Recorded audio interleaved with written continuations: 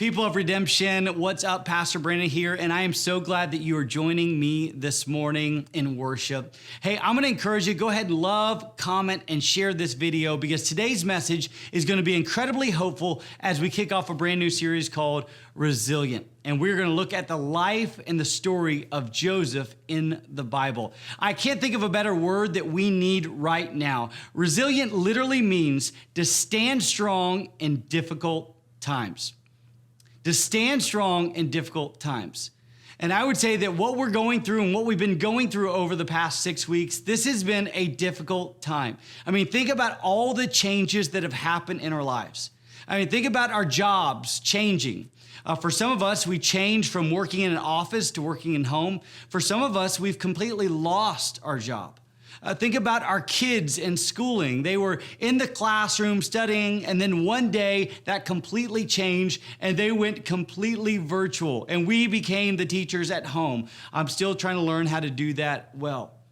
Think about all the changes we've experienced as an economy. I mean, we have just gone through drastic changes. Think about people's health and mental health.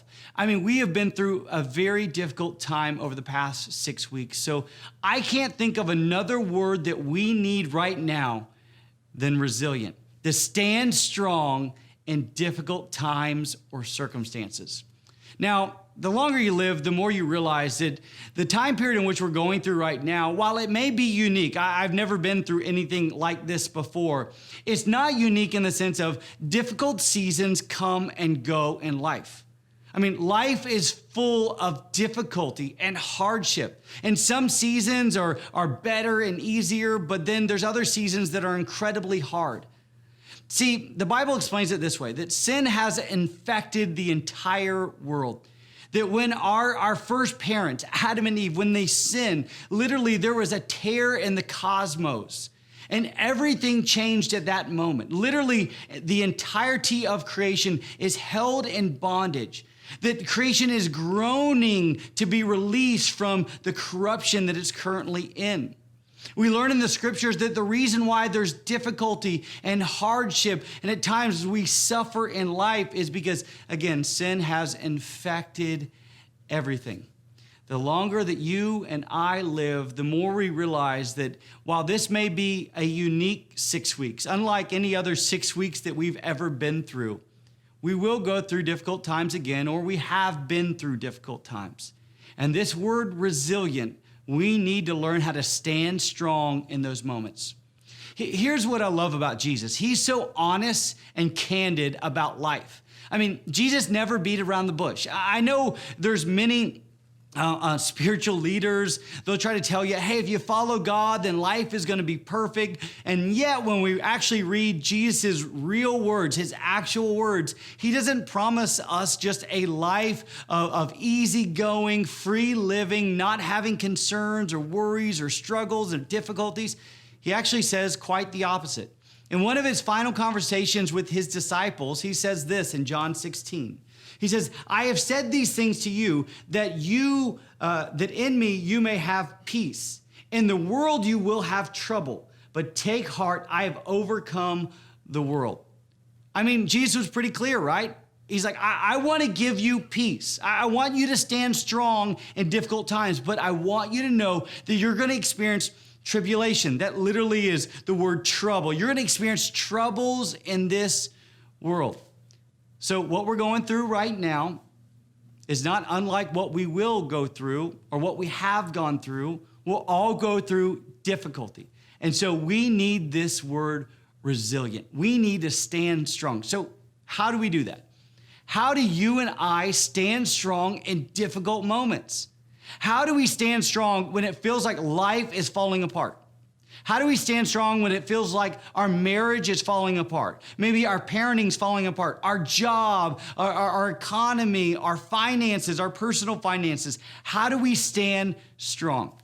Well, the good news about the scriptures are they give us great insight into how we stand strong. And we're going to dive deep over the next several weeks into the story of Joseph because he knows what it's like to go through difficult times, just like you, just like me. He knows what it's like to feel like life is completely falling apart. And yet, he was resilient. So here's what we're going to do. We're going to continue to worship, and then we're going to dive into Joseph's story because I think he has a profound insight for us today. So continue to worship with us, and then we're going to dive into the story of Joseph.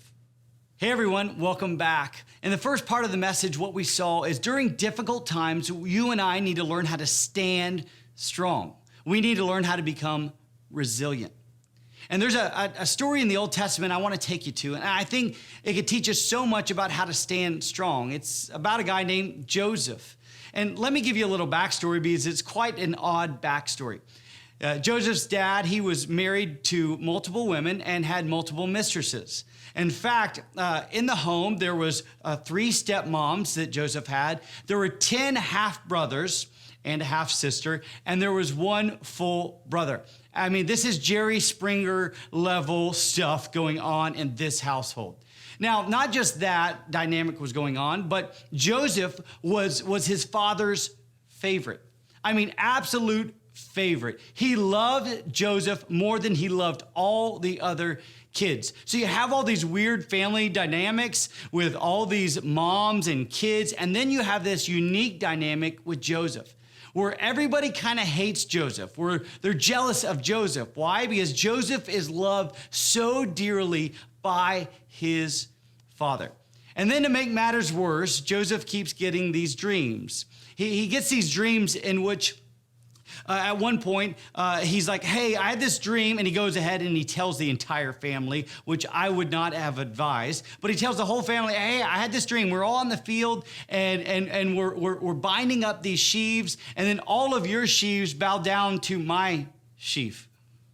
Then he had this other dream, and he told it to his brothers, and he goes, hey, I had this dream in which you guys were like stars, and there's a sun and moon, and everything just bowed down to me. I mean, if you're trying to make friends and you're trying to relieve some tensions in the household, don't share those dreams with your brothers. They already don't like you, and they didn't like him even more. And so there's a great deal of animosity towards Joseph. He's dearly loved. He's Rachel's son. And then he's having these crazy dreams in which he's putting himself over everyone else, or so they think. This is where we enter into the story.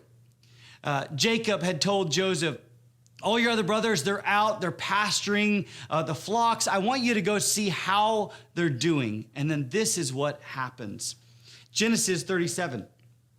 They saw him come from afar, and before he came near to them, they conspired against him to kill him. They said to one another, here comes this dreamer. Come now, let us kill him and throw him into one of the pits. Then we will say that a fierce animal has devoured him, and we will see what will become of his dreams. But when Reuben heard it, now Reuben's his oldest brother, he rescued him out of their hands, saying, let us not take his life. And Reuben said to them, shed no blood, throw him into this pit here in the wilderness, but do not lay a hand on him, that he might rescue him out of their hand to restore him to his father. So when Joseph came to his brothers, they stripped him of his robe, the robe of many colors that he wore. Now, this was a special robe. It signified his specialness to his father. And so they stripped him of that. And they took him and threw him into a pit. The pit was empty. There was no water in it. Then they sat down to eat. And looking up, they saw a caravan of Ishmaelites coming from Gilead, with their camels bearing gum, balm, and myrrh on their way to carry it down to Egypt. Then Judah said to his brothers, what profit is it if we kill our brother and conceal his blood? Come, let us sell him to the Ishmaelites, and let not our hand be upon him, for he is our brother, our own flesh. And his brothers listened to him. Then Midian traders passed by, and they drew Joseph up and lifted him out of the pit and sold him to the Ishmaelites for 20 shekels of silver. They took Joseph to Egypt. I mean, what hatred and betrayal. At first, all the other brothers, there's 10 of them at this point, they all want to kill Joseph. Well, of course, the older brother comes to his senses, Reuben, and he goes, no, we cannot kill him. I mean, he's our brother. And matter of fact, Reuben had this plan that they wouldn't kill him, and he would eventually bring Joseph back to his father because he knew how much their father loved him. But they put him in the pit, and they decide not to kill him, but instead to trade him or to give him over as a slave to these Ishmaelites to ultimately be taken down to Egypt. Now, can you imagine being Joseph? Right? These are your brothers. They have betrayed you. They have put you in this position. Now, I want you to understand something when it comes to suffering. Not all suffering is equal. There's different kinds of suffering, right? There's different levels of suffering. There's different kinds of hurts, but there's really three different kinds of suffering that we see in the scriptures. The first kind of suffering is deserved suffering. This is when I do something that deserves some kind of punishment. Like I've sinned against somebody and there's an adequate and right punishment. This was clearly not Joseph. Even though he shared this dream, and he probably shouldn't, he shared his dreams, he did not deserve to be thrown into a pit or to be killed or to be betrayed by his brothers. He didn't deserve that. There's another kind of suffering that we see. It's called innocent suffering. This is when I don't do anything, but yet I suffer. And this is seen all throughout the world. We can talk about natural disasters. We can talk about how others hurt each other and the other party hasn't done anything. Innocent suffering. I haven't done anything, but yet I'm suffering. And there's one more kind of suffering. This is called righteous suffering. This is when I do what is right and I suffer for it. I live according to and obey what God wants me to do, and I'm suffering for it. Now, clearly, Joseph is going through innocent suffering. He hasn't done anything. He hasn't deserved this betrayal. He hasn't deserved to be thrown into this pit. He hasn't deserved to be sent off as a slave to Egypt, yet this is where he finds himself. Now, what's really fascinating is if you continue to read the story of Joseph, which we'll continue to read in the upcoming weeks, here's what is noticeably absent. We don't find Joseph seeking revenge from his brothers. Interesting, right? I mean, this was the ultimate betrayal. Your brothers have sold you. They wanted to kill you. They sent you away from the family as a slave. Yet he didn't want revenge. We don't read of him speaking ill against his brothers. We don't see him sinning against them. I mean, fascinating, right? I mean, again, he has done nothing wrong. He's experienced the ultimate betrayal, and yet he's not speaking ill of them. He's not seeking revenge. He's not sinning against them. Now, here's what I love about all the scriptures. You know, they ultimately point us to Jesus, right? I mean, even in the Old Testament, we read these stories, and what you do is you get glimpse and foreshadowing of the great king, King Jesus. And even in this story, what you see is Joseph's story is really a foreshadowing of Jesus. You're like, well, what do you mean by that? Well, much like Joseph, Jesus was betrayed by those closest to him. Much like Joseph, Jesus was sold for a few pieces of silver. Much like Joseph, Jesus did not sin or have any deceit in his mouth, even though he was suffering unjustly, even though he was innocent, even though he was suffering from righteously living. Jesus didn't seek revenge. On the cross, he's hanging there, he's suffering, he's struggling and clinging to life. And here's what he says, Father, forgive them, for they know not what they do. So here's what I want us to just focus on here in a moment. That ultimately what we're going to do is we're going to learn about resilience from Jesus, because Joseph's story is really just a foreshadowing of Jesus. And then you and I can learn how to stand strong just like Jesus did. So continue worshiping with us, and then we'll jump back in to the final part of this message. Well, welcome back. As we've already seen in the story of Joseph, he has taught us how to stand strong in difficult times. We're going through difficult times right now, so how do you and I become resilient people? And ultimately, what we've seen is Joseph's story is really just a foreshadowing of Jesus. That what we're learning is that just like Jesus, Joseph was betrayed by those closest. That just like Jesus, Joseph was betrayed for just some silver. Just like Jesus, Joseph did not have deceit in his mouth. Just like Jesus, Joseph did not seek revenge from those who betrayed him. Instead, he did what was good to them. So ultimately, you and I are going to learn how to stand resilient from King Jesus, because Joseph's story is really just giving us a taste of what Jesus is going to do and ultimately what Jesus is bringing. So I want to read to you out of the New Testament.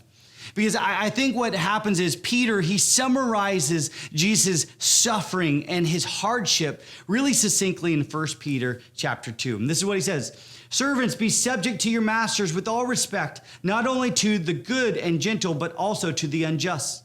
For this is a gracious thing when mindful of God, one endures sorrows while suffering unjustly.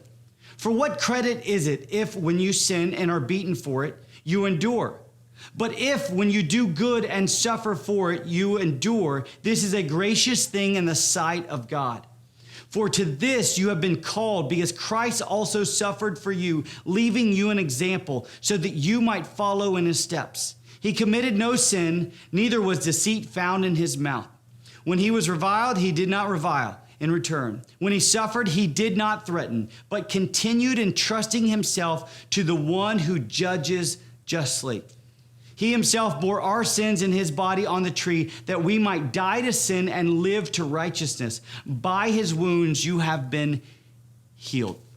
It's a beautiful picture of Jesus' suffering and how Jesus stood resilient, how he stood strong in the midst of suffering. First was, he was mindful of the Father, right? I mean, this is how you and I begin to stand resilient. We are mindful of God. That means when you and I suffer, we're not consumed in our thoughts with revenge. We're not consumed with how can we hurt that person back. Instead, what we do is we lay our suffering at the feet of our Father, and we say, "Father, this is something that you must take care of. I'm mindful of you. I'm laying this at your feet." So right now, if we're suffering, if we're going through difficulty or hardship, the first thing is we just need to be mindful of God. The thoughts of God are filling our mind, not the thoughts of revenge or hate or bitterness. Next, we see that we commit no sin. This is really important. We're not seeking to hurt other people. We're not seeking to disobey God. And Jesus, he told a story in his most famous sermon, the Sermon on the Mount. He said, hey, there was two different guys that built houses. One built it on the solid foundation. And the storms came and the winds blew, but they couldn't do anything to that house. And there was another guy. He built his house on the sand. And when the storm came, when the difficulties of life came, completely took down his house. He's like, the person that obeys my words is like that strong person that has deep roots and a deep foundation to withstand the hardships of life. So right now, even if you and I are suffering, we're going to be tempted to short circuit obeying God. We're going to be tempted to I'm just going to not follow him completely, just a little bit. No. Here's where we learn how to stand resilient. We are radically obedient even in the difficult moments of life. Next, we see that we're to do good. Ultimately, what you'll see in the story of Joseph is he does good to the brothers that betrayed him. Though they sought to hurt him, he sought to help them. And Jesus, though we killed him on a cross, he brought us salvation. He did good. How amazing is that?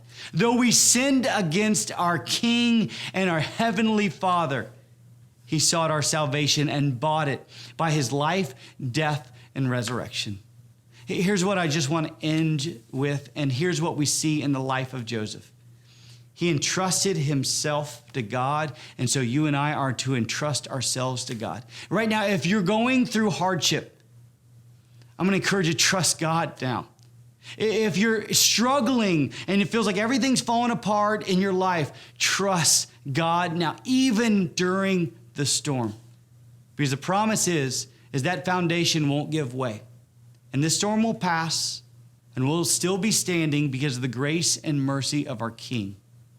I'm going to encourage you today, if you made a decision, if you made any kind of decision, we want to walk with you.